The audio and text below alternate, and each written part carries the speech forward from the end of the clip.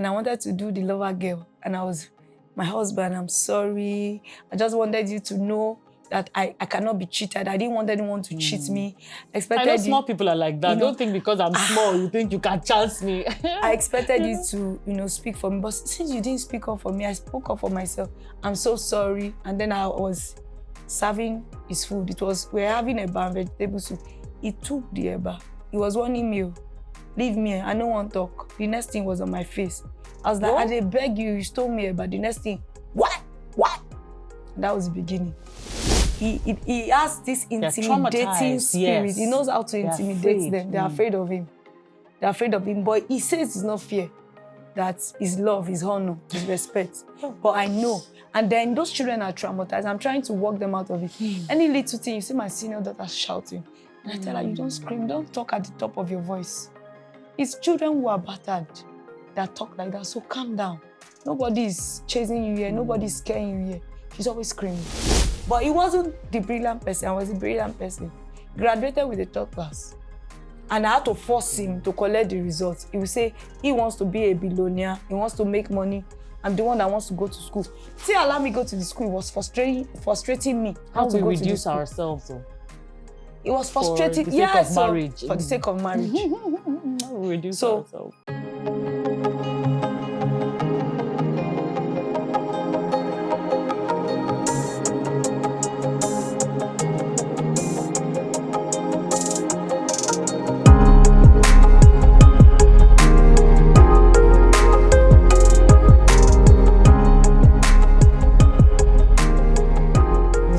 I Overcame, where we get to restore hope to individuals, to you, to me, one story at a time.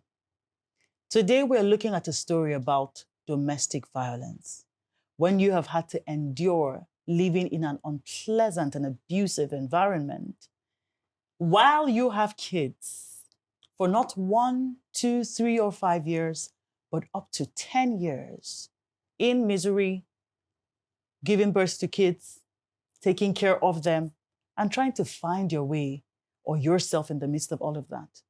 When you've had to go through depression, deal with mental health issues, deal with physical trouble and health challenges, sleep on the floor, outside your house, be locked out of your house, be physically abused, experience rape by your spouse. These are the things we speak about today. So welcome once again to I Overcame. My name is Ambassador Jessie, and I am your host as always. The beautiful part about I Overcame is we do not just share about the downsides or the bad times. We also share about overcoming, coming to a place of light after you've experienced so much darkness. And today's story does not fall short. So, just in case you're in a dark place, this is a story to restore your hope or give you hope and let you know that joy comes in the morning. It will depend on certain decisions you make, of course. You have a part to play, but yes, joy is possible and you can find your happiness once again. Okay, time for me to introduce my guest. My guest has been on another podcast from TLP or on TLP TV. But we had to bring her back because her story was so heavy, so profound.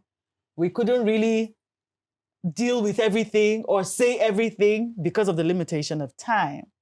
And so she's back here to share more light. My guest's name is Monisola Ayekusen. She's a community advocate. She is a convener or the convener of Better Bell Free Elementary School, and also a survivor of domestic violence, amongst many other things, to be honest. But we'll get to know about that. So, ladies and gentlemen, help me welcome this strong, brave, courageous woman who is in our seats today, Monisola. Thank you so much. Thank you for being here. Thank you for having me. It's my pleasure. It's so good to have you back again. I mean, you've been here before, but your story was, that podcast, it looks like it was about you. It was hard. There were other stories and other people, but it was really hard because of the weight of your story. And honestly, that's why I thought, you know what? Let's have a one-on-one Because I know that there'll be other people who have experience, and I'm sure there'll be people who have already watched that last podcast, but will most likely get more from this one because it's just you. There are no distractions, and be able to take it away, and so we can give people hope, so they know that they can become too. You don't look like anybody who has been through at all. You look beautiful. Like I must say, permit me to say, and I must say, you look so lovely today. Thank you. And you look nothing like where you have been. So let's begin from the beginning. Tell us. I know you've shared, but we'll share again. Okay. Let's share here. We've not shared on I Overcame before. Tell us the foundation. So how you grew up, your kind of family, and how you met this person who is your ex-husband now, or who used to be your husband. Okay. Thank you so much for the privilege. It's something I actually love to do, because I know that when I share my story, it gives other women the opportunity to either come out of abuse or know where they are at the moment. So I was born into a family, let me say a medium average family.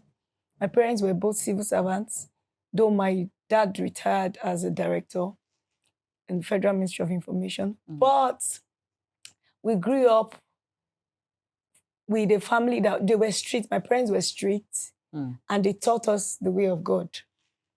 And so I would say that I was a church girl. Yes. So everything I did was either going to school, going to church, going to school, going to church, or back home. That's it. So my life was like a triangle.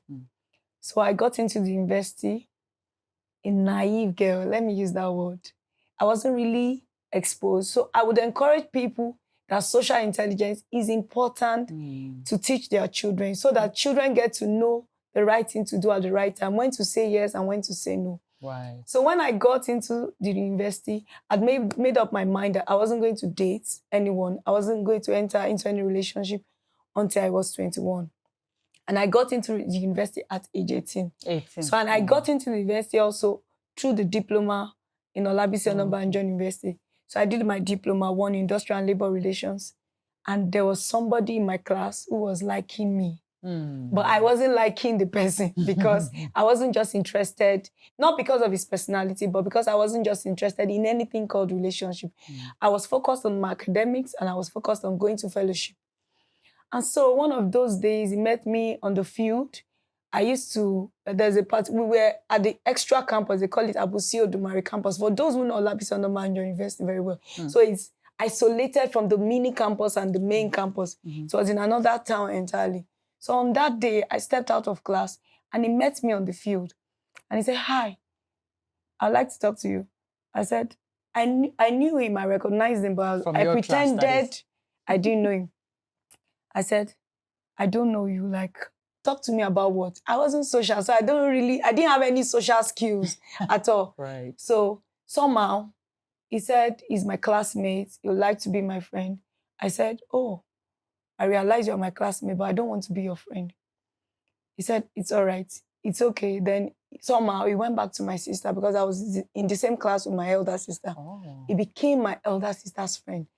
So somehow, because he had become my elder sister's friend, it's impossible that he wouldn't be my friend, because the only friend I had at that time outside my classmates was just my elder sister. She was everything to me in school. We lived in the same house. We were going to school together. So she was like my only friend. Right. Then I had classmates who were a little close to me. So because he had become my elder sister's friend, we became friends. I didn't date him. Coincidentally, I discovered that we were attending the same fellowship. After a while, with consistency, he was coming over and over again, visiting us. I now said, let me give it a trial. This time, I was already 20. So this was your first relationship? This was my first and only relationship. Wow. That was the only person I ever dated. And then maybe I made a mistake by also saying the first person I date is the first person I will marry. So even when we had issues along the way, like 18 months into the relationship, and I had the opportunity of not going back, I felt those words kept haunting me. Wow. That the first person I date is the first person though we never had anything outside just a pure relationship. There was no form of sex or anything. Wow. Yes. Okay. I married him. We married as a virgin. I married him as a virgin. Or he married me as a virgin. Right. So eventually, I told my mom that, Mom, there was somebody I would like to date. And she was so excited. Maybe in her mind, she had been praying and fasting like, this girl, no one bring. Time no reach. Time never reach. Is it that this girl doesn't want to bring someone? No? So immediately I told her that, because they've never seen me with a man. They've never seen me. You were a good girl. They've never seen me with a man. So when I told her there was someone I wanted to date and I would like her to meet the person, she was really, really excited about it. So I brought him home. I introduced him. He was so happy. My parents were happy. And then somewhere along the line, while we were still in school, then my second semester, 300 level, there was a problem in school. I was attacked by cult guys. And I think specifically 11th of February, 2007. So, I was almost raped. It was near, as in very close. Wow. I was almost strangled to death. I would have been gang raped, but somehow it was a battle of about 2 to 3 hours. Really? Yes. This was in the open? This was in the open at about 7 p.m. So what happened was that we had a Valentine service in school, my school fellowship, and the dress code was red and black. Oh. So I didn't know that it's a color that they usually fly. For fraternities. So innocently, that's why I say it's good that children are exposed, let them know some things. So innocently, I left school. I left my hostel at about 7 p.m.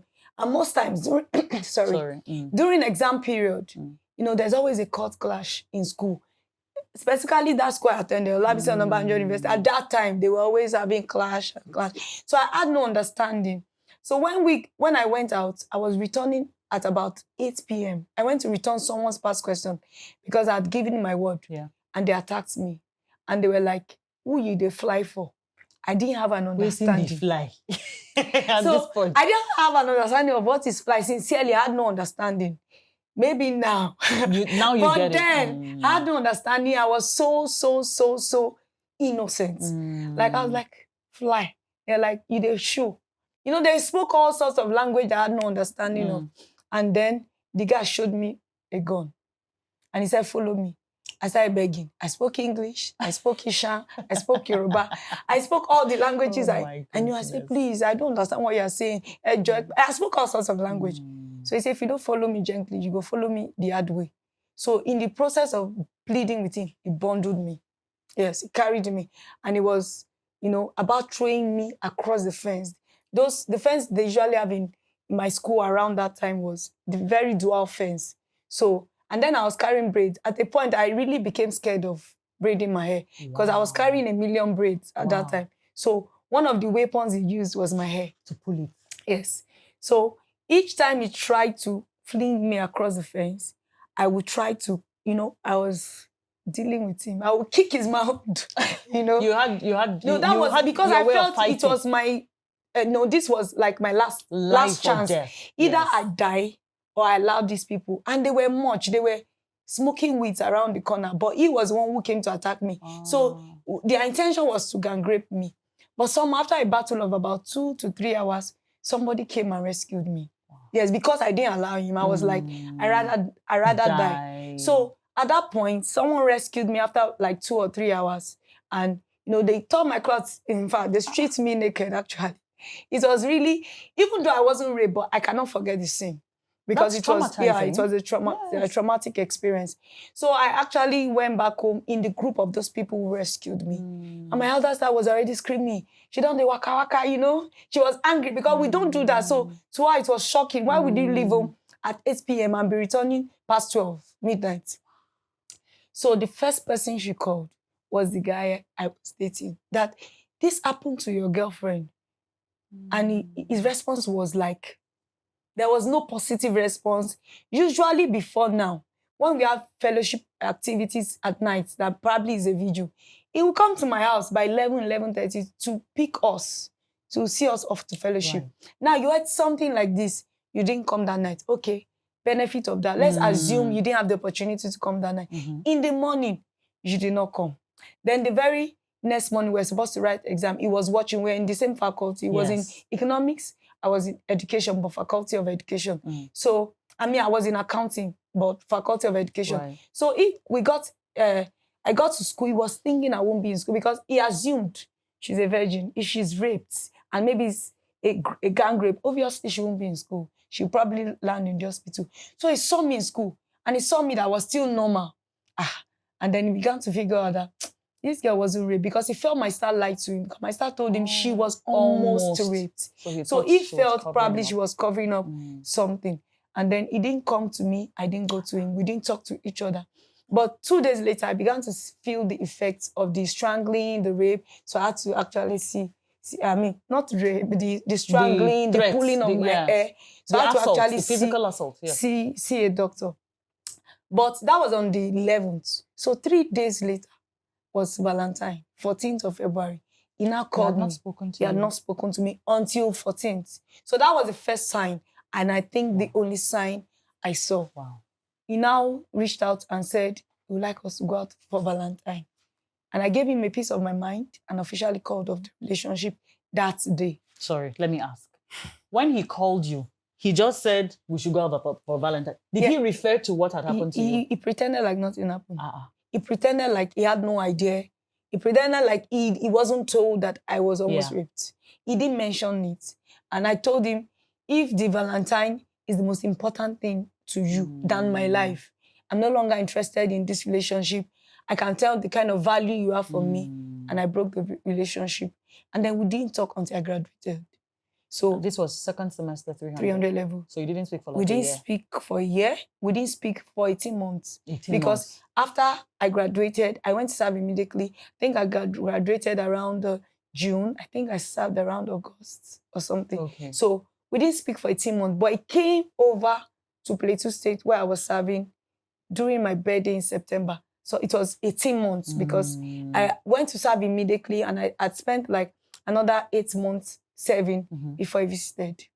And so that was he came the following year? Yes.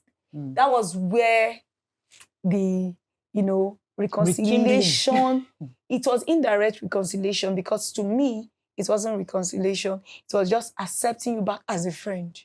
No strings attached, no relationship. And why did I accept him? Too many voices. When we spoke the last time, I told you that during my stay at the NCCF Christian Family House, I was one of the executives. Yes. And they would ask questions, are you in a relationship? I told them I was in a relationship and I'm no longer in a relationship. So when he visited, they wanted to know who he was. And I said, this is the person I talked about. He was the person I was in a relationship with. I'm no longer in a relationship with him. But everything that happened, he visited me at NCCF Christian Corpus Family Lodge was arranged. I'm sure the details was given to him by my elder sister because ordinarily I wasn't taking his calls. Because I was going to ask, did he try to communicate? He didn't communicate with him. My elders speak. We didn't speak. Wow. He tried. He tried. Okay, but you blocked it. I blocked it because at that time it was easy to get a SIM. So he bought like 10 different SIMs. Yes. He would use this number, call me. He will say it's Timothy. He was calling all sorts of names. But the moment I hear his voice, I know it's the one. Even when he tries to feign it, I know it's the one. So he tried, but it wasn't working. So eventually he felt the easiest way was to celebrate me. And so I think that was my 25th birthday because I got married the next year, my 26th birthday. Wow. So he came to surprise me. They planned it with my sister. He came all the way from Lagos to Jos. The journey. That feels like a sacrifice. It was a huge sacrifice. Yes. So when he visited, and I told the Christian couples that that's the person I used to date, but I'm no longer, he's just my friend. They start counseling, talking to me. It's better. This person that you know is better than the demon you don't know. They said all sorts, confused me. So now that you say confuse me, because Moni, I think it's important that we speak about religion in this stuff, right? I know that we'll talk about church, eventually. Yeah. But let's talk about religion with domestic violence. Do you think that it has a way of enabling? I will say that religion is a huge enabler. Because personally, from my experiences, in the 10 years that I was in that abuse, religion played a major role to enable him. If not, probably I would have left the first year, second year, third year, or fourth year, or probably they would have copped him. But because every time I experienced the abuse and assault I went through in his hands, I was always going back to church. And because I was a leader in church. You were a leader in church? Everywhere I went to, every time I was in church, I was always a leader. So I was quick to open up to my pastors. I was Right. quick to open up to them and let them know what I was going through. Was he a leader? He was a leader. He was a leader. Okay. He was an altar. We're both altar ministers. We are both altar ministers. You know, in fact, he was the head usher of. God. I don't want to call the name. Please. It's It's okay. I am with you. And it was not just, it was on a provincial level. His own head usher, yes, he was. And so Okay. I was able to, you know, I would not say I was confused, but I had not made up my mind because of all that they were saying. I said, okay, I just accept him to be my friend. The moment I said I accepted him to be my friend, he was so excited. He went back home. And I didn't know, as soon as he returned home, he went straight to my mom. At that time, he told my mom, we have reconciled, this, that. Wow. I want you to meet my family, this, that. They did all that behind me. My mom actually... They met, the families met behind you. So he went saying that you were back in a relationship, not as friends. Friends, yes. That was the impression he gave my mom. That's they didn't deceptive. ask me. And that, I think that was September. I was to finish in March. I was to finish 7 in March. Yes. So I had not gone home for a long time. Yes. But I went back that December. So when I got back in December, my mom was saying, Vendor brought his people to see me, and then are planning introduction from me. I said, I don't understand. He said, but you people are back together. And you know mothers. You know mothers, you know. So culture plays its part. I think the pressure of your daughter has come of age. She's supposed to be married, but I wasn't the right? first. I was the second child. Oh, you see. But somehow, maybe because I was the one who had brought someone who was serious, she felt like... one at least. Maybe and from we're that all place. girls. Okay. My mom had all girls. Okay. So somehow, I would say in my confused states, I agreed. Because everyone was saying it could just be a mistake. It might not be his true character. Because sincerely, when we were in school, if he offends me, he can kneel on the road. So when people began to say it might not be his real character, he had some track record. Yeah. He was like a lover boy, somebody everybody would want. He was always smiling. So when people say that it might just be a mistake, it might just be an oversight, I began to think about it. But we did the introduction in May.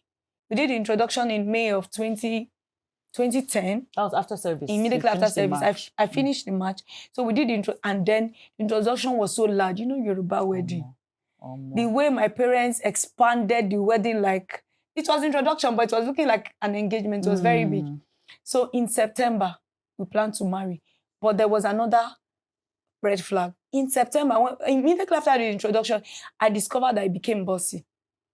He started bossing me around. He started giving instructions like he was talking to a slave. Own you. Yes. Kind of thing. So for me, it was a red flag.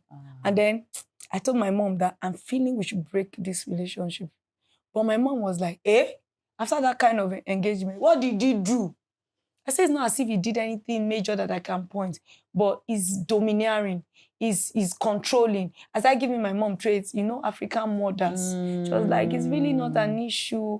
If you understand yourself, you know, her own was that she wasn't willing to face the embarrassment of, we had done an engagement. So again, that culture, that personal, how I will look. This barrier, this cultural barrier. So this is also parents and their roles? Yes. Parents should be sensitive. Church and its role, yes. It doesn't matter how far you have gone in that relationship. As long as it has not been sealed, the children should have an opportunity to still say they are coming out if they desire to. Because it's not about now, it's about the future. Exactly. So it was really a terrible experience. Because sorry to say, right? I don't want to pile it up. The embarrassment that you're thinking that you're trying to avoid eventually came to pass. Do you understand? Eventually, if not that I owned it and I told myself, I don't care what people will say anymore. Because initially, I was bothered about what people would say. But after a while, I didn't care anymore because my life was at stake, you know. So eventually, we began to plan the wedding. Like he said, the only thing he bought was the wedding gown. But that's true. My parents did virtually everything. Because it was the first wedding in my family. Like you said, it makes sense now. Oh, wow. It was the first wedding in my family. And my parents, you know, made it loud. Really loud. So the only thing you bought for your wedding was the wedding gown. Even the box that should be bought, I would say it over and over again.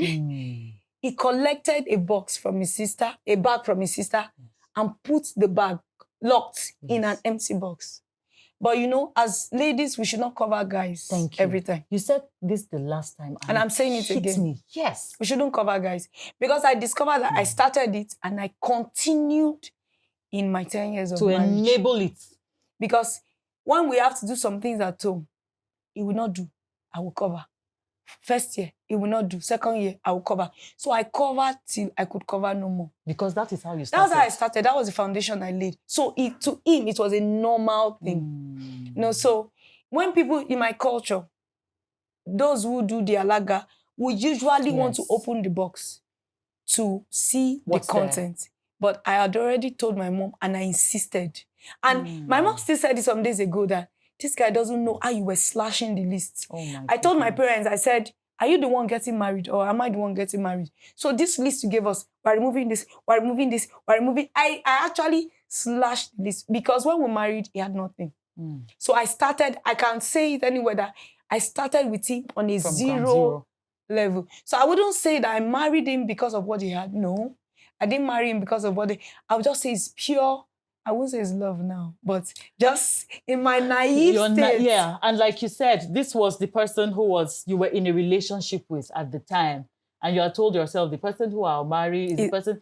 I don't know, sometimes I think it's unexplainable, but I kind of understand how when you're in something, it just feels like that's all there is. Yes. It just feels like that's all. It really takes what you're going to speak about eventually, which is like getting to the place where you're tired on your own. Yeah. It really takes you to get to that place to break out. If not, you cannot make that move. But before we move on, let's speak about the place of this inner peace. Because I know you mentioned it the last time and you've kind of touched on it now, where no matter how close you get to marriage, and I'm saying this because, Moni, I counsel people, and I've counseled a couple of people who are also in marriages that have hit the rocks. Okay. And for the ladies, one thing that a couple of them would say that I've spoken to is, before we got married, I was restless. In doubt. Yes, I was restless. One literally told me, she said, if you noticed on my wedding day, my countenance wasn't exactly exciting. I wasn't happy. Another one, I said the same thing. So, and then when you said it that day, it also registered. What's the place of that inner? So I think peace is very, very important in choosing a life partner, because I would say that regardless of what anybody is saying. Yes, you must be sure that you are at peace. Because before we got married, I met one of my mentors and told him I had suddenly lost peace. I was afraid. You had even spoken to someone about it? Yes, I spoke to him.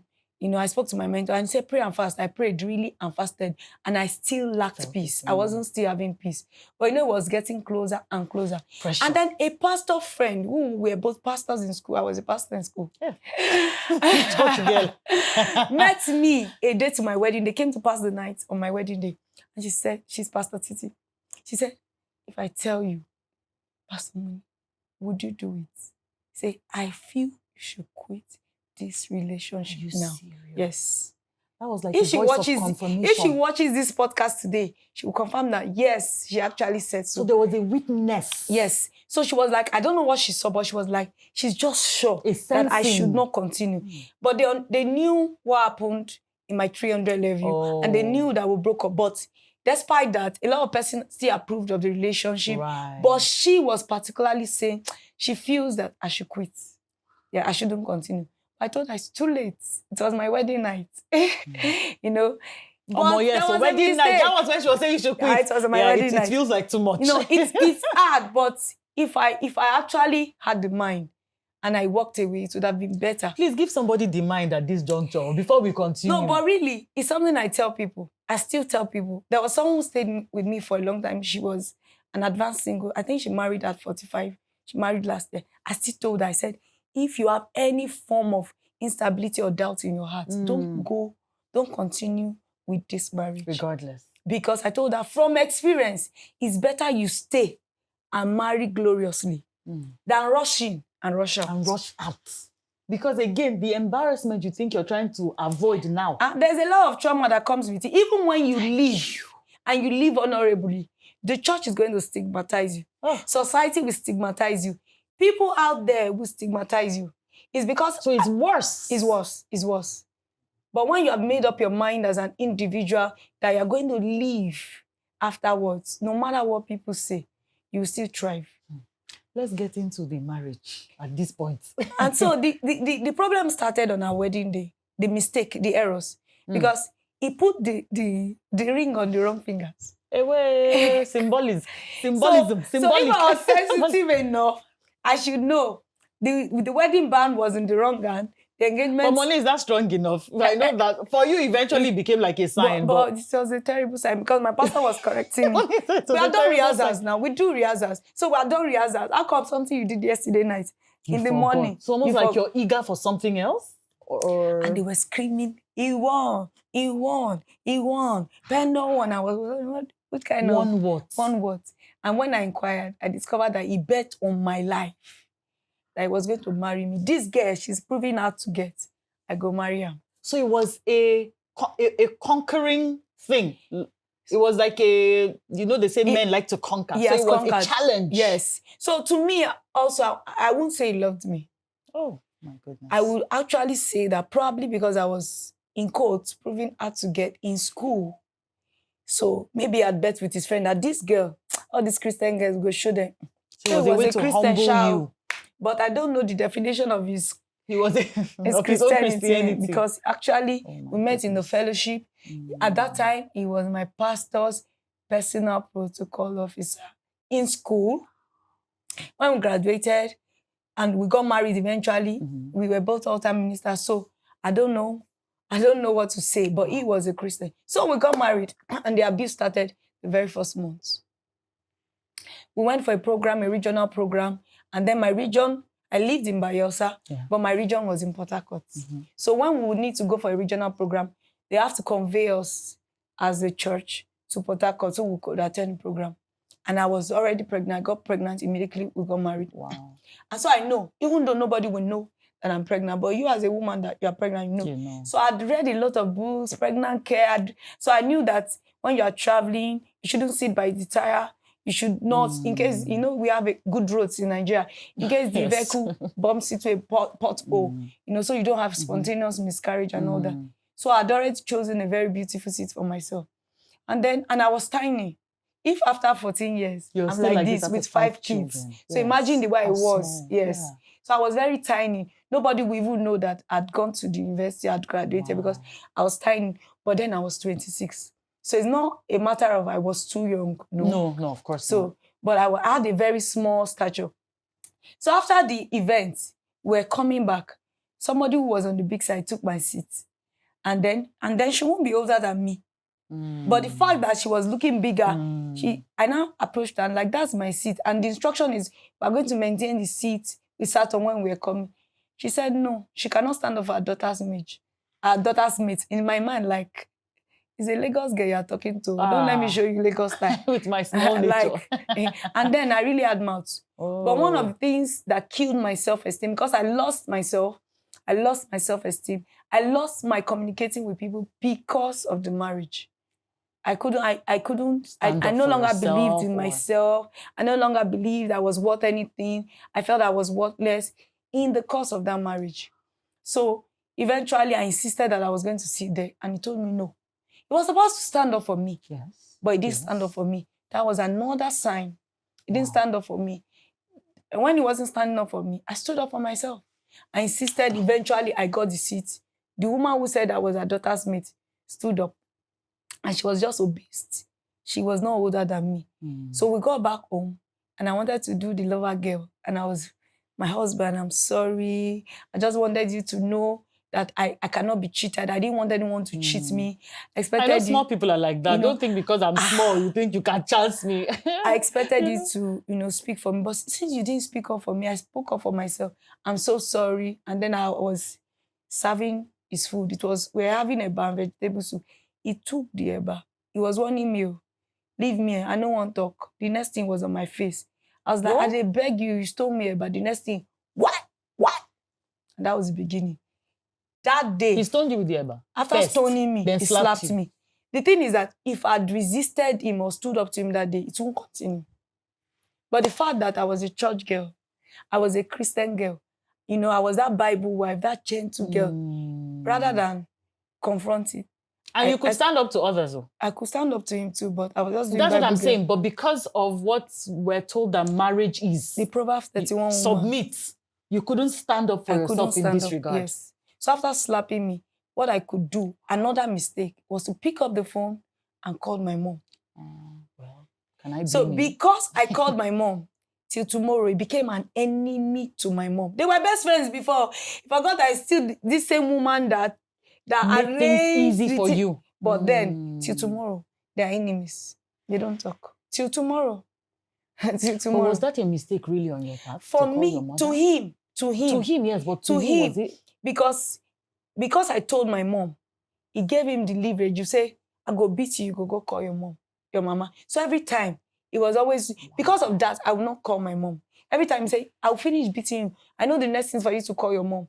I would not want to call my mom. So rather than calling my parents, I hid it from them. Because my parents wouldn't take nonsense. My dad was alive at that time. I think my dad died 2 years after my wedding. But he wouldn't take nonsense. So the abuse continued, beating, slapping, throwing my things out, sleeping out. But I was looking for a way of escape. And before then, I told him I was going to do my master's. He insisted that I'll do my master's when we are married, because my parents insisted that I would do it before marriage. But he was like, Daddy, don't worry, I'll sponsor. My parents, they're like, we're not complaining. It's only 3 girls we have, and we're ready to, sponsor them to any length. And you were from a privileged home. Yes, though we're not too... No, but good enough. My parents needs met. Gave us everything we wanted. They were ready to go hungry so that we could be okay. So at that time, I took a form for University of Ibadan.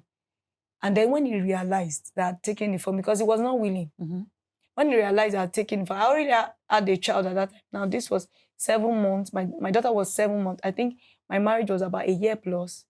So my daughter was already almost 2 years. My marriage was almost 2 years. So my daughter was 7 months. Then he now saw that, he felt that going to UI would be going to stay with my mom, because he's now angry with my mom. So he kind of wanted to yank her off you people's lives. He did. He did. Wow. He successfully yanked me off everybody, cut me off friends, families, anything that would make me happy. And that was how I got into depression. I actually became depressed.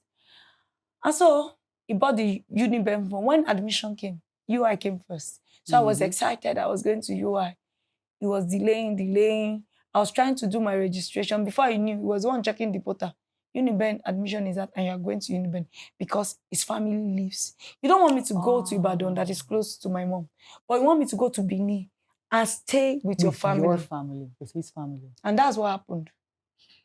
Eventually, I went to Uniben. The first place I stayed was with his family members, but I wasn't comfortable. They must have tried their best, because it's not easy to stay with somebody. But personally, I wasn't comfortable. I wasn't comfortable. And you had a child at the the time? time? I had a child.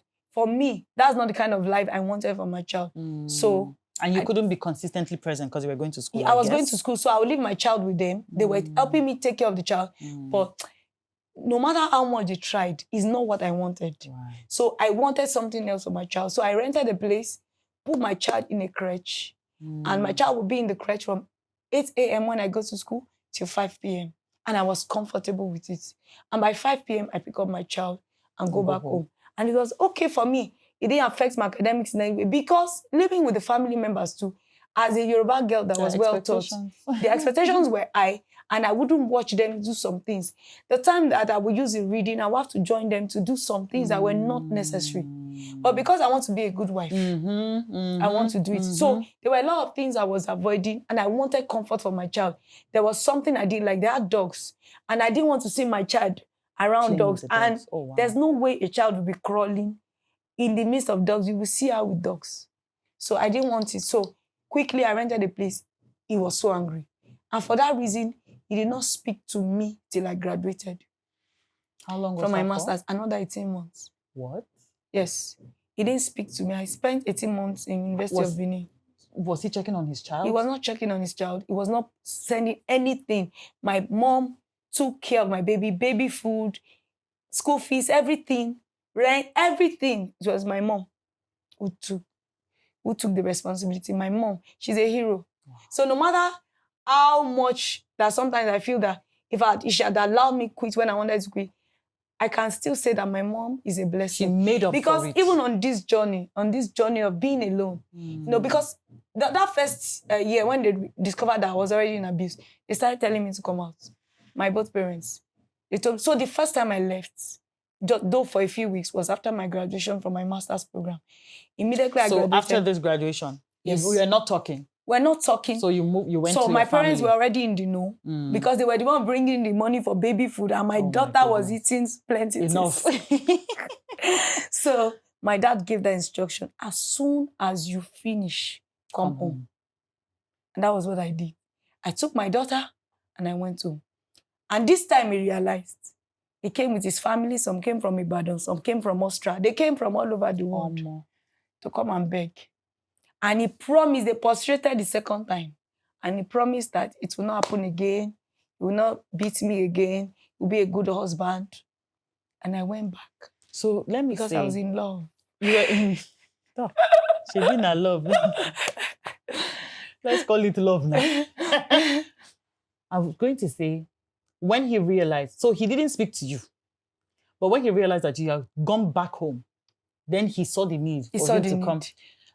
I feel like it's important to point out that because it buttresses the importance of having a support system. Very important. Right? Very important. Let me let you talk about it. Right. Even right now, I would say that I've been able to go this far because I have a strong support system. And I feel like for the abusive spouse, it's like a threat when they understand that you have backing. Yes, when they know you're not alone. So that's why they cut you off. Intentionally, they cut you off. Everyone who will be a voice to speak on your behalf. So my husband actually did that. He ensured that he cut me off from people I was close to in church. He cut me off from people I was close to at work. I was running a school at that time. He cut me off from my family, very importantly. Please, let me not let you jump the gun. Let's go back to you going back. So this is phase 2 of your marriage. Yes. So now I went back. After going back, it was very loving. 6 months. That was like, the marriage was made afresh in heaven. Made afresh in heaven. So I had my second child. Because the time I went, it was just one child. So this time around, I got pregnant. So you can actually be my own is so funny. You touch me small like the pew, belly went. Hey, fruitful vine. What a fruitful vine, you know? So when I now discovered that the way I was giving birth, no, I don't want second one. And this marriage is not as if it's really, really peaceful like that. I want to be giving birth like this. I will now be resisting. He will be forcing me. And then, aside the fact that I resist, I don't like having sex with him. Another thing is that you're abusing me. You don't expect me to come and open up. So this was when, so the abuse continued after, so 6 yes, months, it like was 6 good? months into, even when I became pregnant of my second daughter, the abuse resumed. Yes, the abuse resumed. I would say the only time I had peace in that marriage was when I was pregnant, aside the first time he beat me, pregnant for my first daughter, because he wasn't staying in Bayelsa. That's the reason why? Yes. It was a distant marriage. It was working in Enugu. I was living, it's the same company that gave him the house we were in Bayelsa. Yeah. But they now had a project because it was into building. A project in Enugu. So he would always go to Enugu in 2 weeks. Wow. Then I was alone. So I had a copper friend who was living with me in my house just to be with me. So I would say that was the most peaceful time. That he was not here? Yes. Not that he was around and there was in my 10 years of being with him. That was the most peaceful time. And when it was time for delivery of my first child too, he was not there. So my birth partner was my friend. Person. That was you see the other delivery. I don't want to tell you what happened. It was trauma. But I'll get there. I'll talk about it so that women can learn. So eventually, you know, I got back and gave birth to the second child, and then the abuse continued. This time my mom started insisting, come out, you just have to. Money, you are young, come out. Maybe by now I would have had my PhD or maybe done like 4 or 3 masters. Because at that time I wanted to be an academic. I wanted to lecture. So I was keen on studying, but I wasn't mentally stable. So there was no way I could continue to study. Even that masters I did not collect that result until 2023. 11 years later. Jesus. Yes. And that was because I'd successfully left. Even when I graduated and went back to him, I tried correcting him. He said, use the money for this, use the money for this, use the money for this. He was making money, but I was spending my own. He was investing his own. It's not a matter of he didn't have, because he's very hardworking. So but the money wasn't, I don't understand, was he taking care of the kids at least, or? So let me give you a background. So my mom owns a shop in Joshua Market. She sells fabrics and children wears, US and UK. So you see, before Christmas, you will see like maybe 10 pairs of clothes for my kids. Wow. We don't buy. The only thing I buy then in Bayelsa was shoes, to food. My mom will send food from Lagos. When I give birth, my mom will send everything that a mother needs to tend the child. My mom will send it. He won't do anything. So he wasn't doing anything. We spoiled him. We spoiled him. We spoiled him. My mother spoiled him. But he didn't still value the woman. Yeah, because I'm even saying that I feel like for a man who can own his responsibility, I mean, I can talk about these things. I'm married, right? So there would be a time where you say, this might be overstepping into my boundary. Let mom see chill. Let me at least do.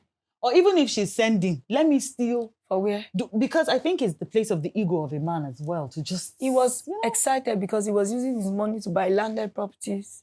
But not in you people's name? Or I what? know. I later realized that name was a scam. So because the name on all the documents was Munisola Pendo Ayekuseyin. So you know he is Pendo Ayekuseyin. So it was in court I discovered that Mr. and Mrs. Ayekuseyin is not Mrs. Munisola Ayekuseyin. They are two different things. So it was later I discovered that that name was a scam. Because Because you can't own it. You're not. Ayekuseyin is my eventually entered the house, and it's still Mrs. Ayekuseyin. So the name on the document was carrying my first name is two names. But I discovered that those documents were actually a scam because I cannot claim it. In a way that you can't, because it's not your. Yes, I mean, it's not your name eventually. Yes, I guess it's more of his name than my name, and it was not specified that it's Mrs. Ayekuseyin. Mr. So is it my child? Is it like it could? So he was buying those properties in that name, but he probably had an intention. I don't know. Maybe not. So eventually, I was running the school. Another part that I had not said is he never wanted me to work. And that's what men do. They want to ensure you don't have an economic power. You don't have anything to stand for that will give you the right to speak or work out. So he tried as much as possible to ensure that I don't work. But support system, my parents ensured I work. So when he was saying the children, my mom said, since you love to teach, start a crèche. So I started a crèche. I started in our house. It was a 3-bedroom flat. He was saying the children as an excuse for you not to work. Not to work. He wants me to have time to take care of the children. So I started the crèche in our house. He resisted. And he insisted I move out. I moved out. He insisted that I move out. He will not allow me to do business in his house. It became his house. So I moved out. I rented a 2-bedroom flat. I continued my crèche there because the crèche didn't last for up to 1 month in the house before he moved us. And the school grew from a crèche to a preschool to a full-blown primary school. Wow. So that was, I moved from that 2-bedroom flat to my permanent structure. So somehow, he was angry about everything. My mom was supportive. He tried to frustrate her to ensure she doesn't come home. There were times I had opportunities to attend international fellowship. He would tell me that I cannot go because of the children. My mom would say, okay, I want to volunteer to come and help you take care of the children. This girl is a career person. You met her trying to build a career. Why are you trying to kill this career? Somehow he succeeded actually, because if I was pursuing my career at the pace I started, by now I would have gone far. But no regrets, because I'm not where I used to be and I'm not staying. I'm actually still, pushing forward. So eventually, he had serious issues with my mom. My mom would not be able to come and take care of the children. So even when I continued to give birth, so no, his friends, yes. There was a lady in Bayelsa who was like a children teacher. The children teacher who would come and help me because my mom had no opportunity to come. How would she come and then you are insulting her from morning till night? This is someone who can buy you. As in, Sorry to say, with all due respect. You understand? If it's Yes. if it's about money, she's not collecting from you. She's not an in-law who is collecting from you. She's She's not an dependent in-law on you in that any is way. actually giving to you. So there was nothing she's gaining. It's just that she wants me to be comfortable and happy. Somehow my mom stopped coming. My mom stopped coming because, the insult was too much. Then he began to beat me. I would sleep out of the house. We can be driving. He will park his car if I annoy him spontaneously. He will tell me to come down. If I don't come out, he will come down from the car and pull me out and drive off. Yes, severally he did it. Pull me out of his car, drive off. And the kids were watching, witnesses to all of this. My first child and my second child, they can tell you vivid stories of their experiences with my dad, with their dad. They know. So when he's asking them questions, my children will even say, don't ask us anything in front of daddy, because even till now, he still threatens them on the phone with his voice. And so I'm talking to you, is that what really happened? They will change you, that is not what happened, but it's what happened. So he has this intimidating spirit. Yes. He knows how to intimidate them. They're afraid of him. They're afraid of him. But he says it's not fear. That's his love, his honor, his respect. But I know. And then those children are traumatized. I'm trying to walk them out of it. Any little thing, you see my senior daughter shouting. And I tell her, you don't scream, don't talk at the top of your voice. It's children who are battered that talk like that. So calm down. Nobody is chasing you here. Nobody is scaring you here. She's always screaming. She's always screaming. And I know. Because that's what she so knows. There's always an effect on the children too. But it's better that you leave on time so that the effects can be easily curbed. Because after a while, the children become battered that they cannot be repaired. And that's what leads to children becoming narcissistic too. Because both females and males can be narcissistic. So when the children stay in a narcissistic environment for so long, they become narcissists themselves. So it's the earlier the better you walk out of the abuse. Women will say, I remained in abuse because of my children. Kids. Unfortunately, you're damaging that child. So it's better you walk out of abuse and ensure that that child is not damaged. So I had several experiences in abuse. Times I had to sleep outside. Wait, you slept outside more than one time? More than once. There was one, it was in my compound, but outside. He locked you out of the house? He threw my things out. And he took his mom in Austria to call, to beg, like after 2 hours, for him to use his hand to carry my things back inside, like 2 a.m., but it was in the compound, before he allowed me. Yes. Then another time was when I was pregnant and I had to sleep. That is the major story. That one, tell us about it, because So I think I will share my experiences giving birth. So the first time, I used to have very wonderful pregnancy. You won't even know I'm pregnant until maybe 7 months. It will appear suddenly. And maybe in 2 months, I will deliver suddenly, So he never understood that pregnancy can be very challenging and difficult. And then maybe I've become strong. I don't know. Right. Probably because of the abuse. When things happen, my children told me recently, Mommy don't feel pain. I think some days ago. There's nothing that pains mommy. Mommy doesn't. I said, who told you? I think I had an injury on my hand. And I was like, it's painful. They say, mommy doesn't feel pain. How will you say you're feeling pain? Mommy, I don't think you feel pain. And really, even in pregnancy, in delivery, you could endure. I can be pressing my phone and I will say, nurse, baby is coming out. And you'll be like, it's a lie. The nurses will be telling me, baby is not coming out. Someone whose baby is coming out cannot be doing this. And then they were high threshold. They were all normal delivery. So the first delivery was easy. But you see the second one, he told me to my face, I'm barking like a dog. Yes. So I was screaming in the labor ward. It wasn't even there, it was outside. Federal medical centers, they don't even allow husbands to come in. So he was hearing my voice. And I came out with the baby eventually.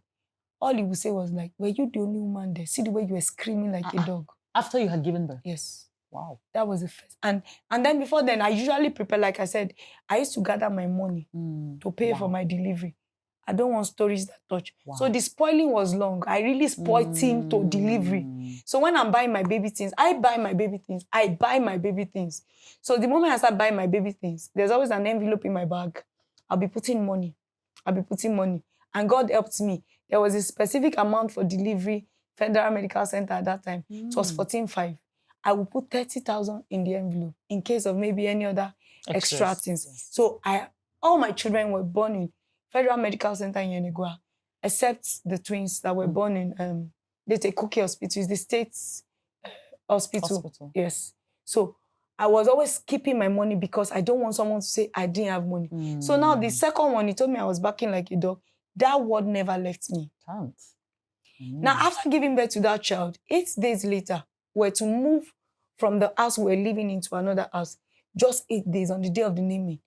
My husband expected me to pack things in the house.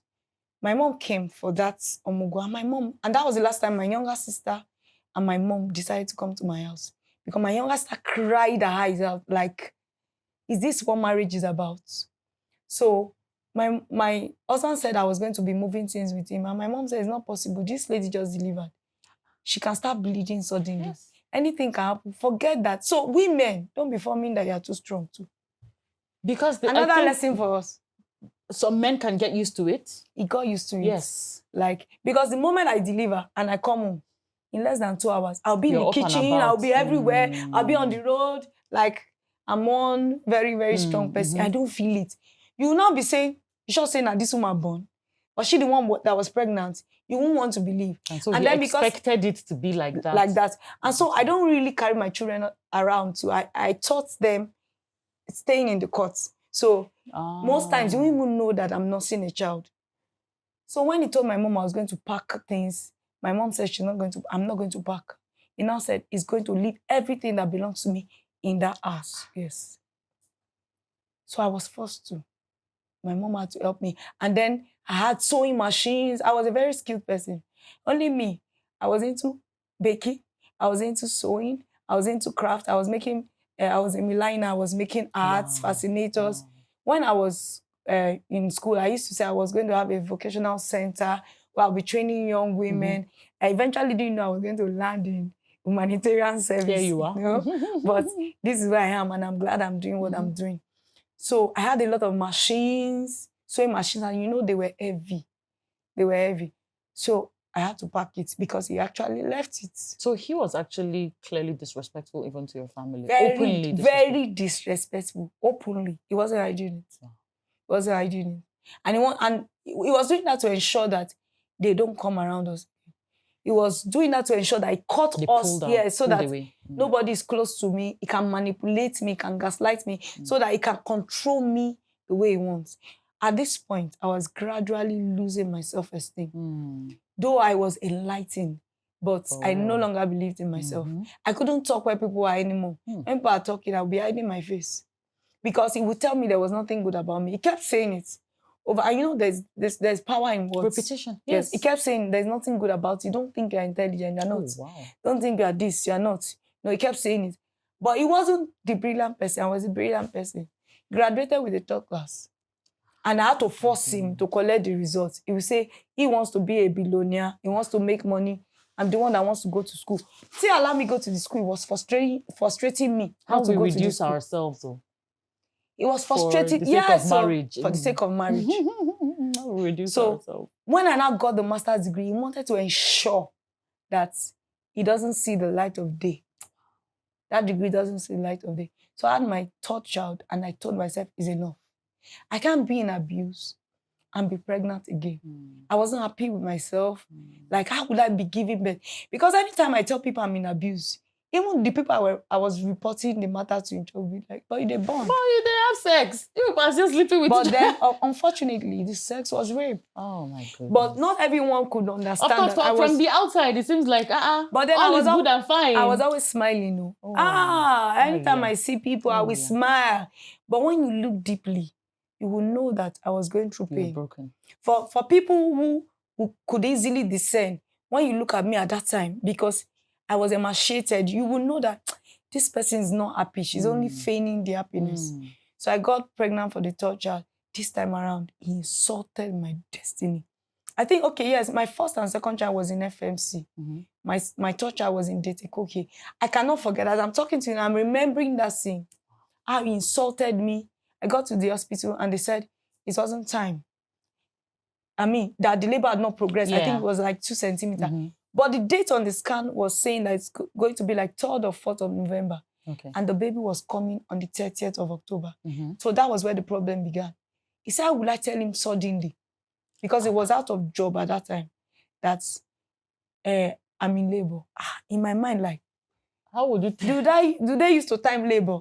It's God that determines when the child will come. Some will even come at 28 weeks. Would you fault it? Exactly. Now, this one is coming at 38 weeks or 39 weeks because it wasn't up to 40 weeks. Yeah. It was 39 weeks.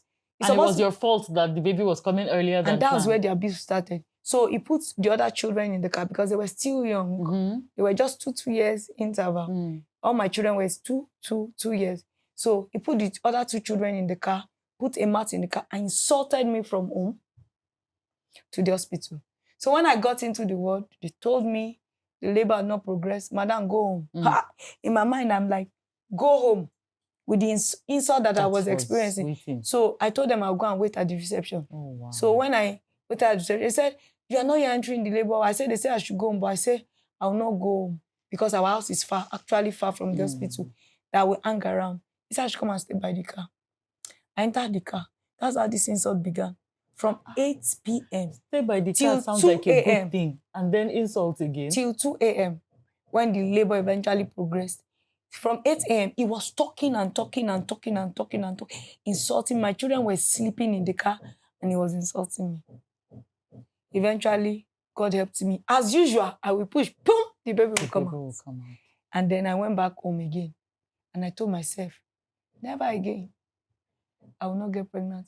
So I started taking Posino too. I didn't know that I was looking for trouble.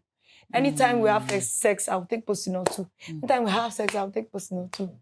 When it will not happen, it was not multiple pregnancy.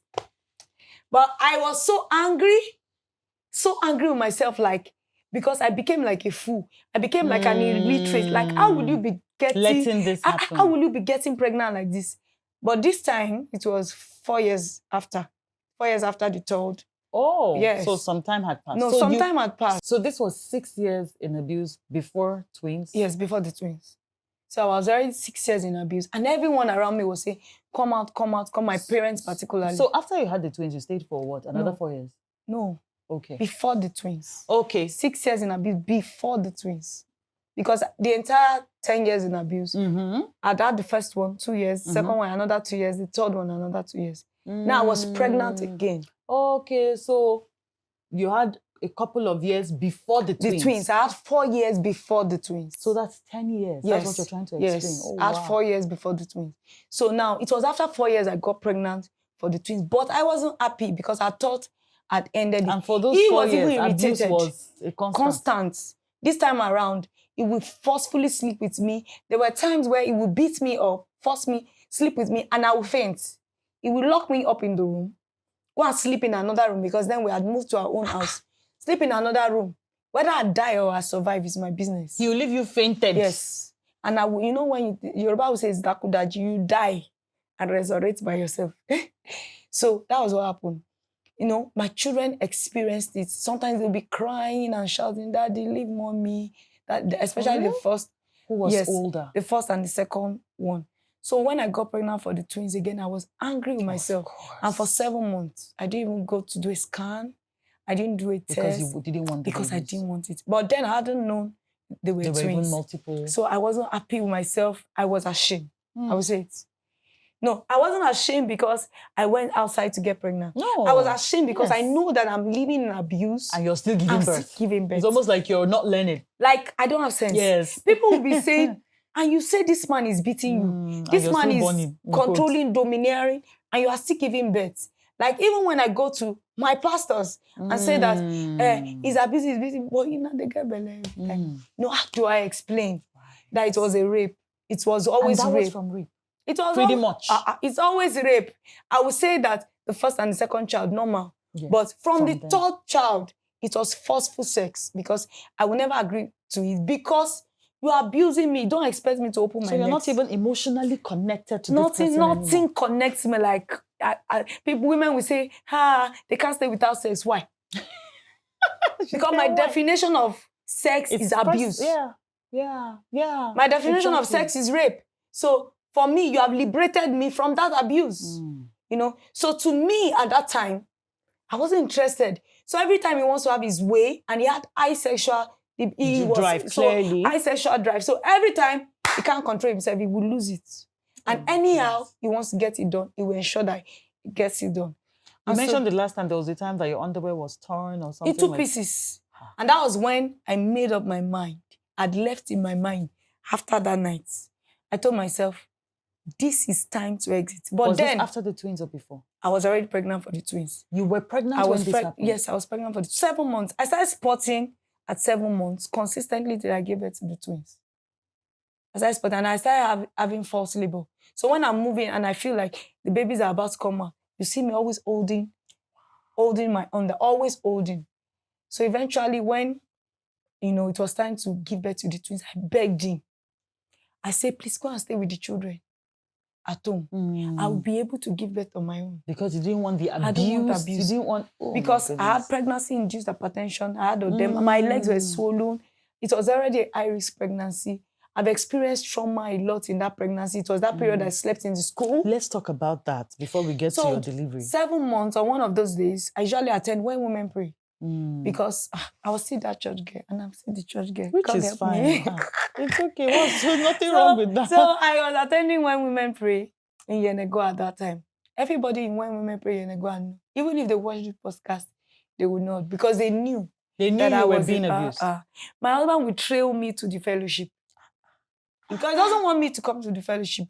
He wants to cut me off everything that makes me happy. So once they appear, somebody would have given me it. He don't come. If I'm not hiding, I will face the embarrassment. So I was constantly embarrassed. Publicly, on the road, in the fellowship, in church, it was a routine. There was nothing new. So what was the self-esteem I was trying to keep? There was no esteem anywhere. So I lost it. I lost my self-esteem totally to zero. So on one of those days, he had warned me not to attend the fellowship. He said, anytime we go to that women fellowship, we're always going to gossip our husbands. That's his definition of attending women pray.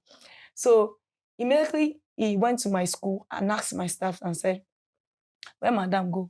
They said she went to Ministry of Education. That's our way of coding and lying. The fact that you have to even live in falsehood with your partner is bad already. It's bad. It is a sign that something is off. And then it was not something hidden. All my staffs knew that they had to cover me up. So they knew you were in abuse.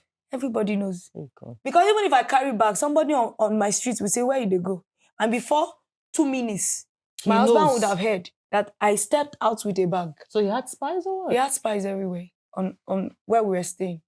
So eventually, he trailed me to the fellowship because he knew that it was not... He already knows the time in Tuesday, 8 a.m. when women pray. So he came to the fellowship and saw me and turned back. He didn't come home. They told me you are in trouble. And I knew I was in trouble before I got home because I followed him immediately. He let me see him. And then left. This time around, he didn't say anything. I rushed home. Before I got home, I changed all the locks. We had the main gates and then we had the burglary. So I got home. My children were already back from school. They were attending my school, but they were already back. He had picked them and locked everywhere and left. And those children were toddlers. He left the house and we had no help then. So I saw the children. I was like, my kids not opening. They said, Daddy has changed the keys. Mommy, where did you go to? I said, I went to where women pray. So no wonder Daddy was angry and he has changed the key. He said, you will not enter this house today. I said, hey, God. I started calling, begging. He didn't take my call. I went around the house. I tried to scale the fence. With 7 months pregnancy. I weighed it. I said, this one I'll die if I try. This one I'll be killing myself. So I kept begging and begging. When I got frustrated, I went to the school.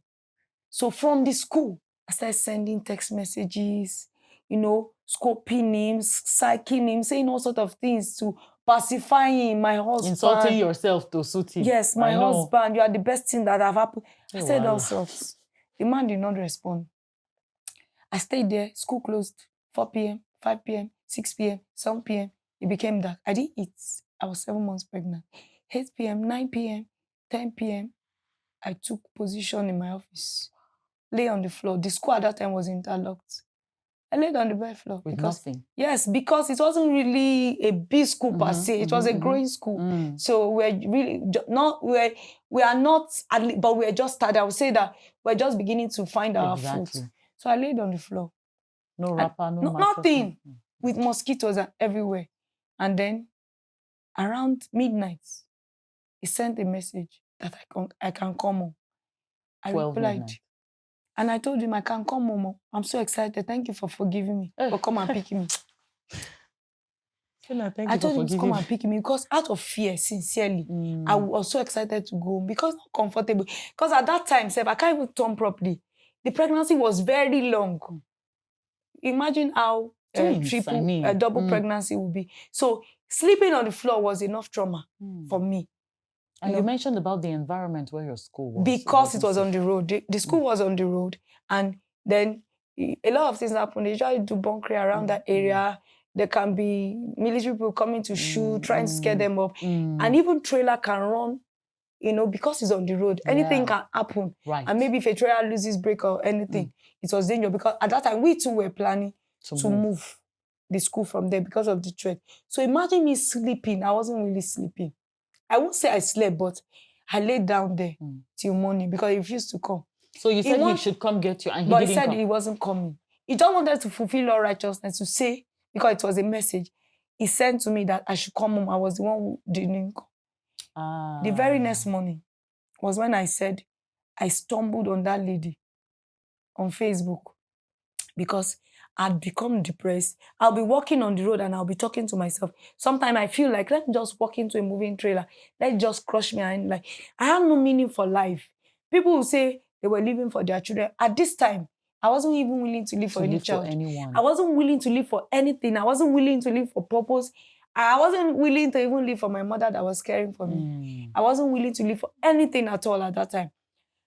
So you stumbled on this lady. I was now searching for answers. I was searching for answers everywhere. During our 50th, she did her birthday recently.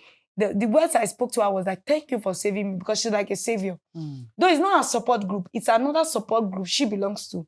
I think she's one of the admin in that support group. But she had experienced this abuse, and she was not keeping quiet. She was speaking to people on Facebook to let them know that you can leave abuse. Don't die in abuse. Yes. If you are planning to leave, we will teach you how to exit. The process, yes. If you have left, there's a support system for you. Wow. So that's what that foundation is actually for.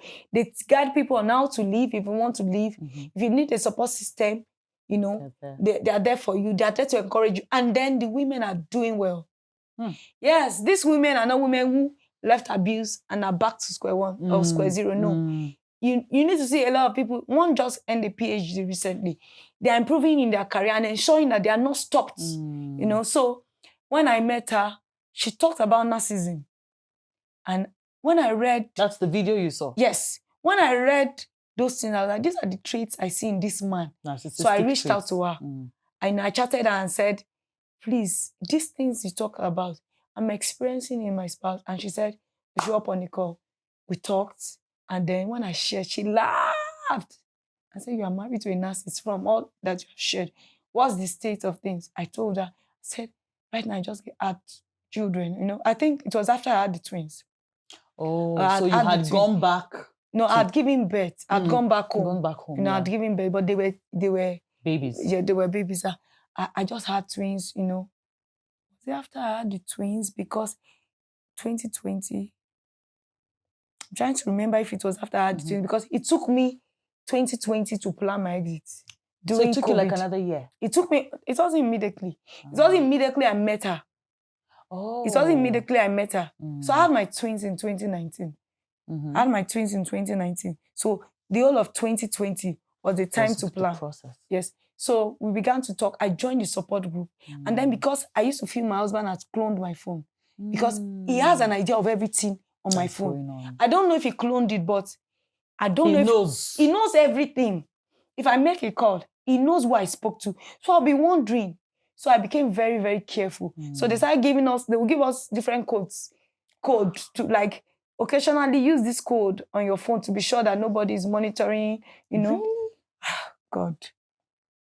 Eventually, COVID happened and we're just there because that time I was pretending to be a good wife during COVID, but I'd left.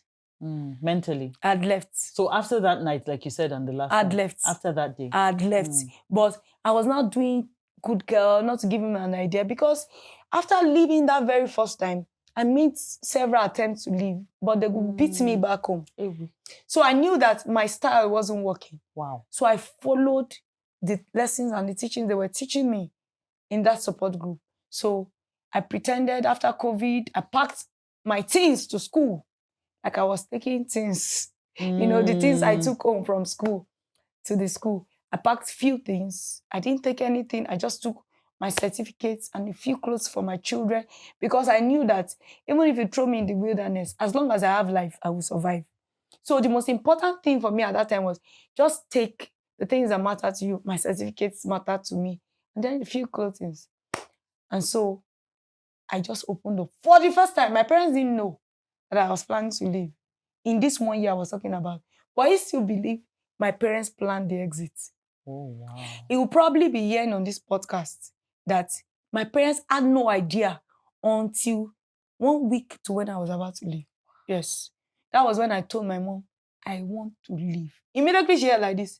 My younger sister said, please, finally, house for. Because it had to take you to get there. Yes. They had already told you they were on standby. But I wasn't interested. I would tell my mom that it's forever. Marriage is for better, for worse. You endured something when you're married, so let me endure it. Wow. It will work. It will shake it. I was just, hyping myself, giving myself false hope. I was giving myself false hope that never existed. So eventually, when I said I was willing to leave, my younger sister that's why I said support system is very, very important. My family was there to support because most times some women want to leave, but they don't know where to start from. Yes, I agree. They really don't know where to start from. And some women can actually be financially buoyant, but they don't have the mind. Yes. Like, who lives with 5 children? It was because I made up my mind. My twins were 1 year and 1 month when I left. And I was exclusively breastfeeding them when I left, So imagine that I'm living with even at 1 year and 1 month. They were still breastfeeding, but at that time they had started feeding on I trained them with pap. They were the only one I gave pap. The other ones I was spending plenty money. But at that time I told myself I cannot do because this. You were putting yes, I cannot do this anymore. So eventually I told myself it's time to move on. My mom said, "Are you sure?" I said, "I'm the one saying I want to go." They were like, "Are you counting the cost? You have 2 babies." At this time, they themselves were like... worried for you. Yes, am I sure? Because now my mom was not around to be able to come and take care of the children. She was with my younger sister in the US, not seeing my younger sister's kids. So if she was around, she would probably take the children for me or come and stay with me. But now it will just be me and 5 children, 2 babies and 3 toddlers. So my daughter will just be 14 this year. And we have spent 4 years. So I brought her when we were 10. This was 4 years ago. 4 years ago, yes. So the others were 10, 8, and 6. Those were their ages at that time. And the twins were 1 year and 1 month. They will be 6 this year. So eventually, when I now decided to leave, my sister paid the rent, bought few things, to start life. But I wasn't totally dependent on them because there's a little that your support system can do. Yes. So even when you have a support system, don't think you are going to get 100%. I never became entitled in any way. So I knew that if I had made up my mind to leave, I should be ready to put in the work for 5 kids. So I was doing all sorts. I was selling textbooks. I was supplying textbooks to schools. I was selling face masks and face shields. Those things were still raining at that time. I was supplying to people. I will cook here today. I did a lot. Wow. I did everything to ensure that I stand. So at that time, my mom would drop her ATM card. She dropped her ATM card for you. My siblings. I remember you said it the last time. My siblings will hear this for the first time. I caught you. So until that ATM card expired, every time our gratuity entered, I'll be the one to withdraw it. She said, for my grandkids. And that was that. Wow. And for almost a long time, he didn't check on us. Okay, now immediately we left. I sent him a message to say, thank you so much. I've eventually left. 10 years later. Ignored it. Week 1. So it wasn't really strange because sometimes I will have to travel a long journey with my children. He cannot call. He will not call to say, did you people arrive? Did you die? Wow. Was there an accident? Was there anything? Did you die? Oh my goodness. Did you survive it? So or those days we usually go to camp. We used to attend camp every year. It will not, I will see people and their spouses calling to say, how was the journey? Where have you people got into? My own will not call. So it was not strange. We kwan. We thought it was a joke because it was in Port Harcourt. Yeah, he had traveled Yes, when I left. So we kwan, he didn't call. He thought I was joking because the girl he left was that timid girl that cannot make any decision. Week 2, he came back and realized that this is not a joke. She has actually left.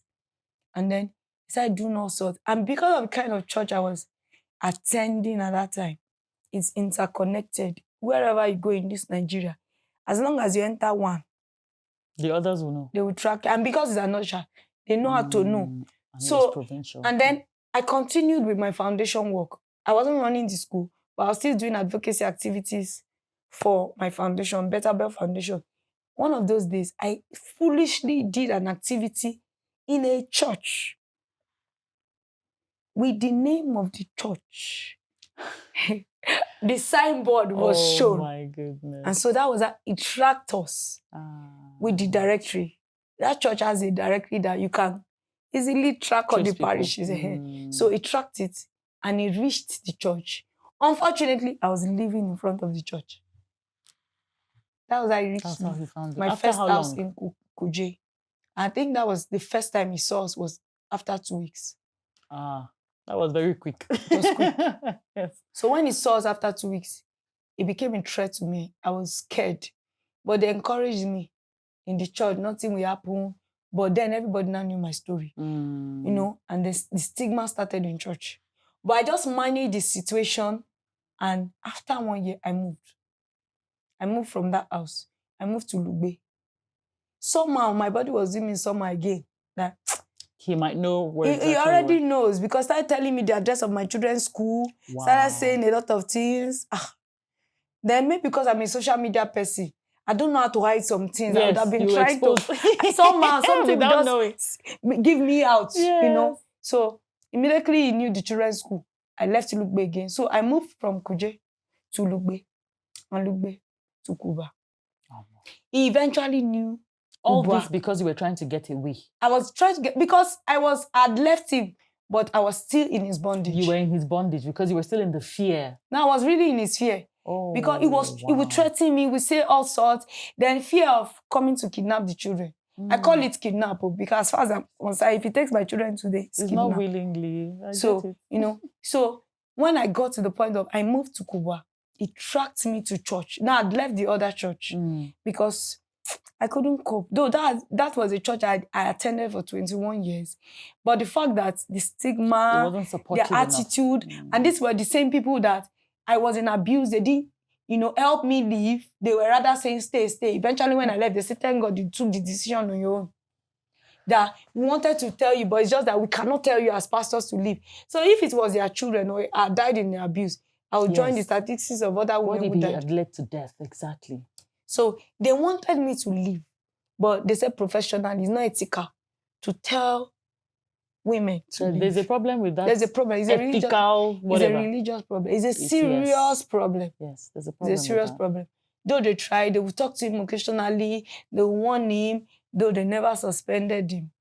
Their minister will beat his wife. In the morning, will climb the altar, And a lot of things are wrong, actually, in Christianity. A lot of things are wrong. And it's not about, it's about the individuals. Right. It's about the individuals because I can say that the people are beginning to speak up. Churches are beginning to speak up now against abuse. So eventually, he got to know my new church. And I used to be scared that if he knows my church, he will know my house because sometimes I don't stay far from church. But this time, I told myself, enough is enough. No more I can't running. keep moving from state to state or local government to local government and changing the children's school. And I'm bearing the costs. When you have to change the child's school? Of course. You have to buy fresh uniform, everything. So every year, and it's going to affect the academics of the children. So I can't do this anymore. So this time around, it came on a Sunday.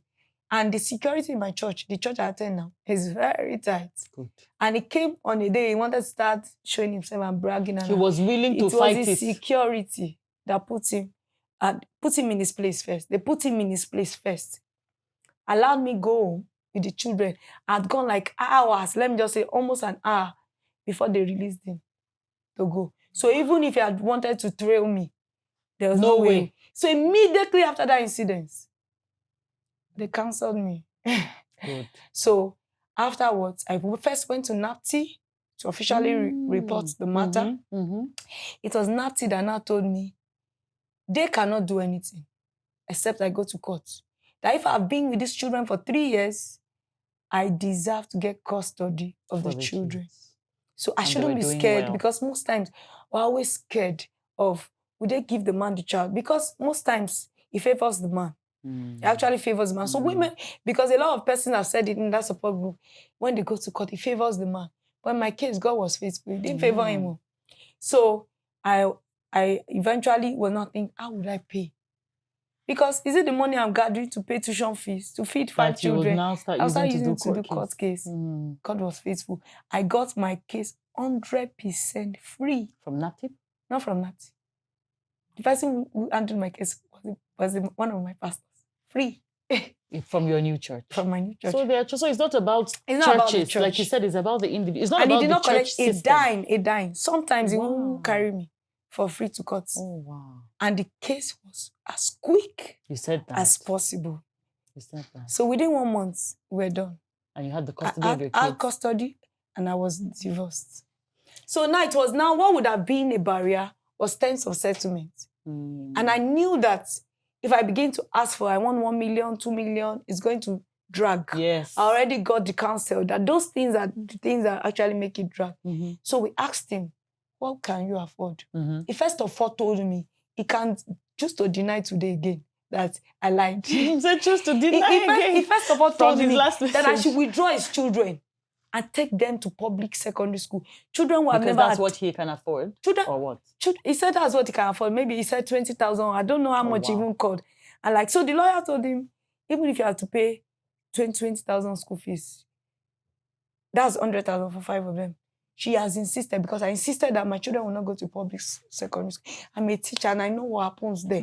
There are some public schools that are good, but and you want the best for I'm not kids. ready to go and start looking for the public secondary school or primary school that is good. My children cannot attend that kind of school.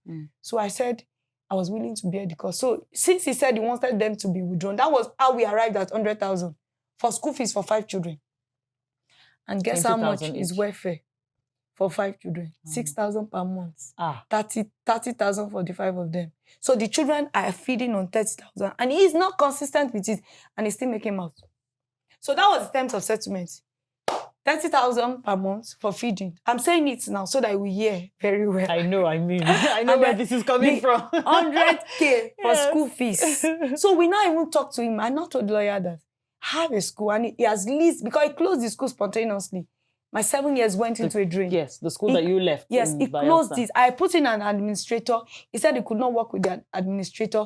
He just sent a message to parents randomly. Wow. A date to resumption of, I think it was 2nd time that year, that the school would no longer be functioning. Wow. Yes, so he closed. Parents, because they didn't know I left because of abuse. So they now started calling me. All they thought was, I left for school. So when they now started calling me, I had to open up. We are no longer together in this marriage, and I've left with the children. They begged me, please, for the sake of his school, because school was doing well. Everybody, so life is selfish. I'm sorry. For the sake of their children and the school. Themselves, and you don't blame them. You were speaking about you saying, enough is enough. You were not going to run anymore. Yes. Because clearly he was controlling your life even while he wasn't in your life per se. And then he was still threatening me. He was saying things like, he was going to get me arrested. Like I was wrong for what I did, And I wasn't scared that I left with the children, because it was something I planned. I had made up my mind I wasn't going to leave my children for him. If I can't trust him. So I couldn't have trusted him with the children, because they are all females. Yes. All your kids are girls? No, I have a boy. Boy is a baby, one of the twins. Oh, so the I older have 4 ones girls and 1 boy. So the twins are 1 girl, 1 boy. But the other 3 are females. And with the things happening around, I cannot trust him. And that's a sad thing. To get why I wouldn't trust him is because he can do anything to get at me. So he might be willing, I don't want to mention, but he will be willing to do anything that will make sure he gets at me. And he can use the children to get at me. So I cannot leave my children for him. So I made up my mind, I left. Then when I got to Cuba, I went to NAPTI. After going to NAPTI, I went like back and forth. They called him, he wasn't responding. They advised me in NAPTI. The only thing I needed to do was to go to court. I was scared. I told the officer in charge my fears. And she told me I have a good case. So I'd lived with these children for 3 years. That if I live with them, if I'd been feeding them, I've sent them to school for 3 years. No, like judge in his right frame of mind will say you're not capable. Will say I'm not capable. I said, but I don't have a job to show, because then I started these humanitarian activities. To me, I saw it as a passion. I didn't see it as a job. Because I was going to say, why in the midst of your suffering, in quotes, and you're dealing with yourself, it's interesting to see that you were still thinking humanity. You still wanted to do humanity. You still wanted to reach out to. And my question would be, why? Like, it was my pain, my trauma. I felt that if I had gone through this trauma, the children who have experienced insurgency, deeper trauma, wow, how would they feel? And since I have something I can give back to society, I'm an educator, I'm a trained educator. I've done this for 7 years, though a paid school. I should be willing to do this for free.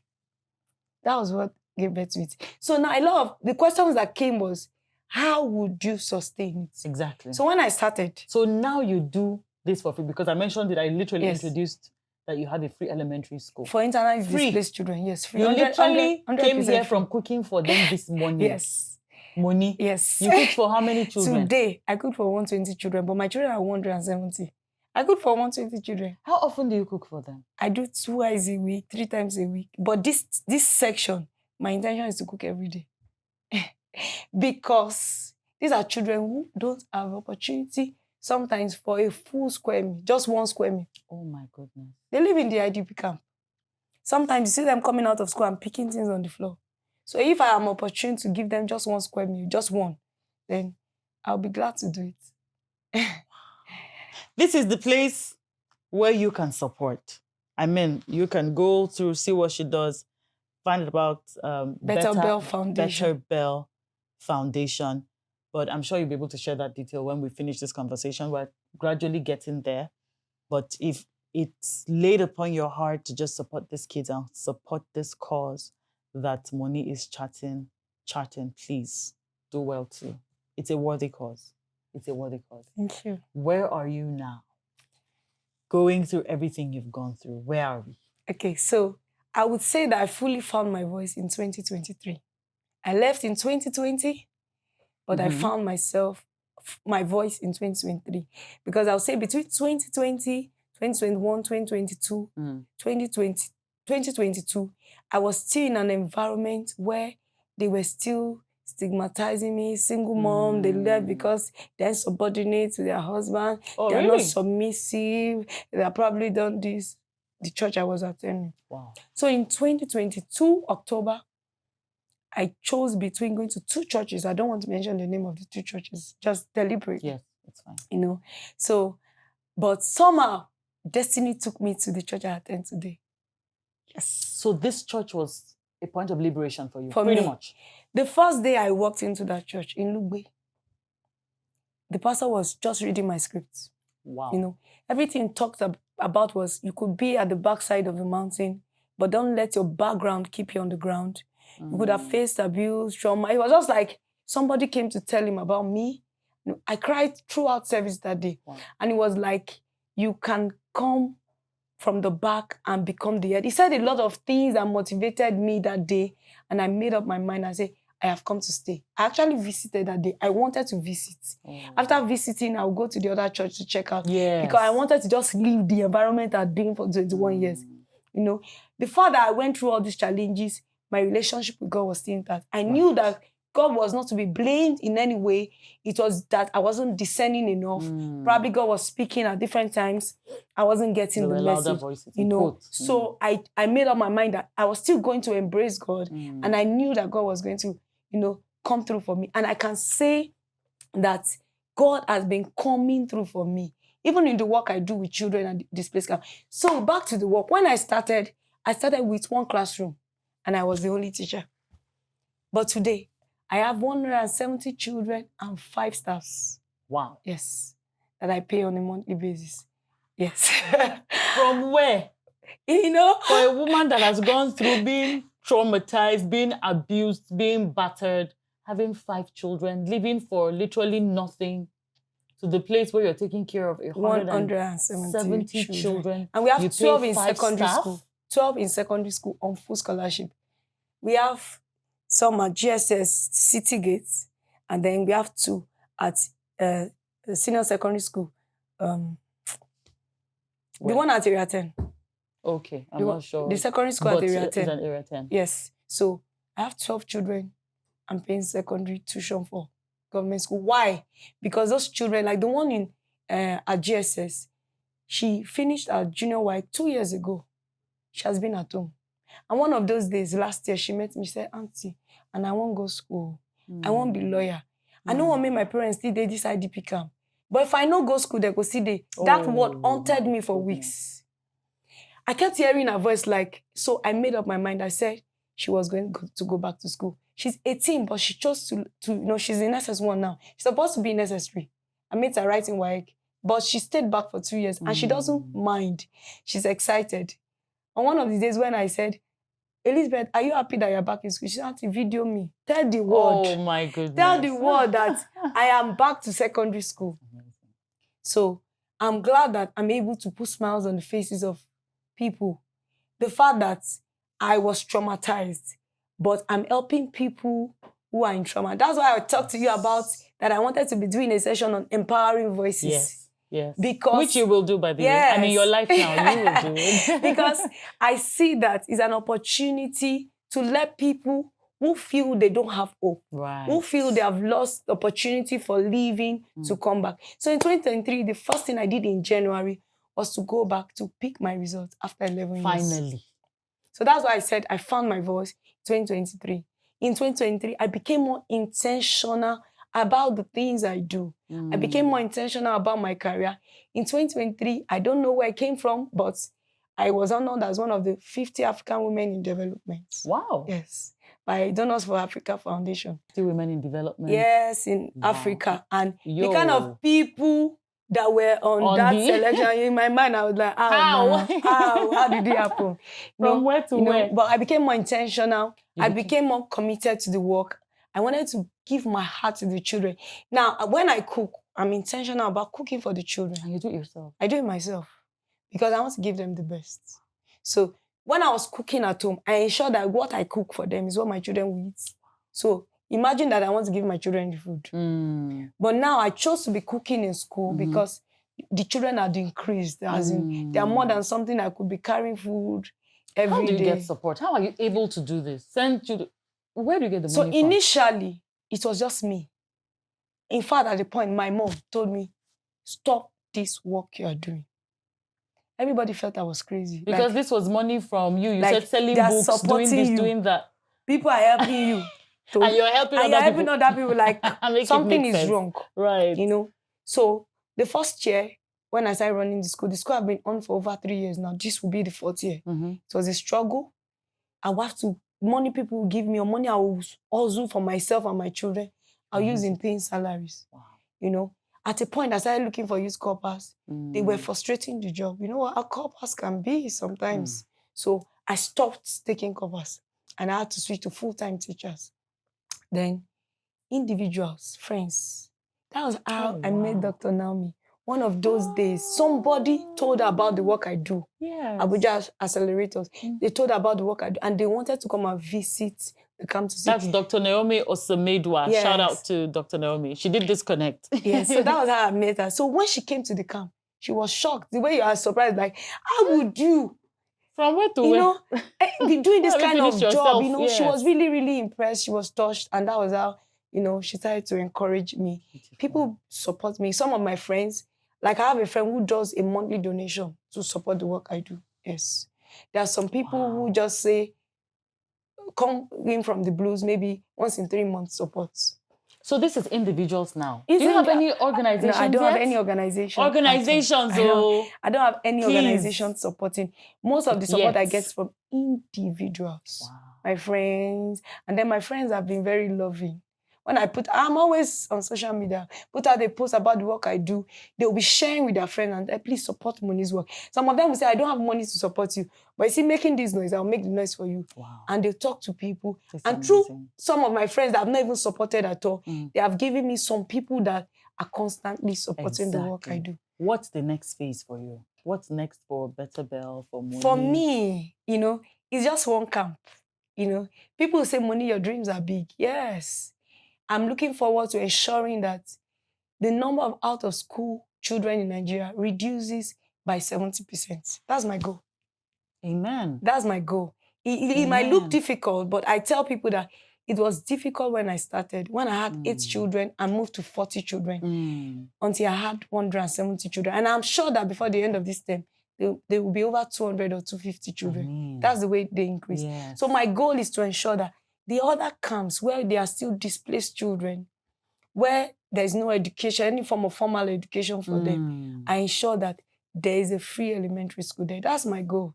Yes, and amen. It might look like a big dream, but it's achievable. If God could take me from the backside of the mountain and bring me to this point, if God could, make me, who was traumatized, depressed, who felt I'd lost my self-esteem, lost everything, could give me the hope to put smiles on the face of people, then I think it's achievable. This is amazing.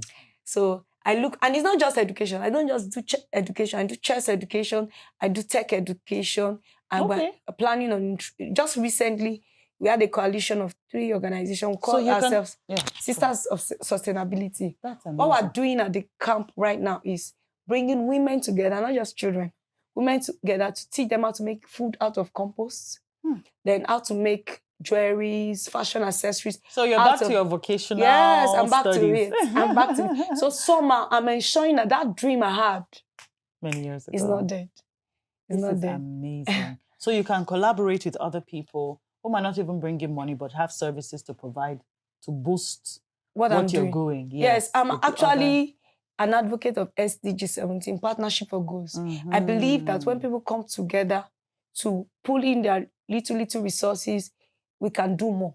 If I'm doing 500 alone, I believe that when 2 or 3 more organizations doing the same thing come together, we can do 1,500. I'm not someone who believes that we're competing. No, we are collaborators, we're partners in progress, and the aim is to ensure that we impact the community. So I am actually open to partnership and collaboration. That's amazing. Speak to someone who is dealing with domestic abuse and is stuck and wants to leave but is afraid. Okay. Just speak to anyone who needs. Okay. So for a woman out there who is probably stuck in abuse, who is afraid, you don't know the next step to take, you're probably feeling, how would you move on with your children? Or where would you start from? It might not be finances. Some people think it's finances. You might be buoyant enough, but you're afraid to take the step. I would say that the first step is to make up your mind. Once your mind is made up, once you have decided that it's time to be yourself, to leave abuse, then you have taken the first step. After making up your mind, ensure that you have a good support system. Because along the way, it's going to get tough. It's going to be discouraging. You might feel that you are alone, but you have a strong support system. They will call me from time to time to let you know that you are not alone. And I can assure you that sincerely, you are not alone. You are not the first, and you will not be the last. There are thousands of women who have been through abuse, who have overcome. I overcame. If I overcame it, I'm thriving, I'm excited about where I am today. I would say the past 4 years is the best part of my years. And if I am excited about what I'm doing, I'm fulfilled that I left abuse and I found my voice again, I'm living my life. I can encourage you that you can.